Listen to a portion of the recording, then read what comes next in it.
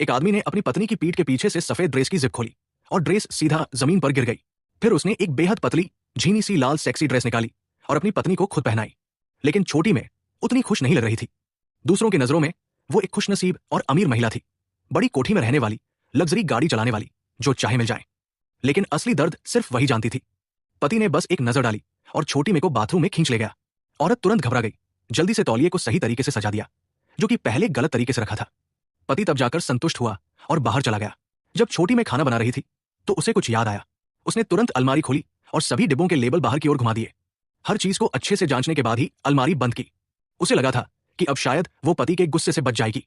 लेकिन जैसे ही पति घर से निकला और नए आए पड़ोसी से मिला, पड़ोसी ने हल्की फुल्की बातचीत के दौरान उसकी पत्नी की सुंदरता की तारीफ कर दी। घर लौटते ही पति ने छोटी में से सवाल जवाब करने शुरू कर दिए।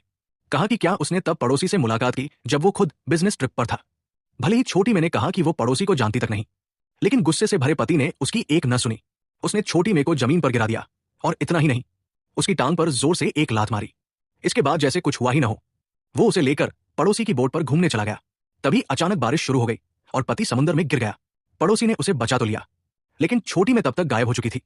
काफी खोजबीन के बाद सिर्फ उसकी लाइफ जैकेट मिली।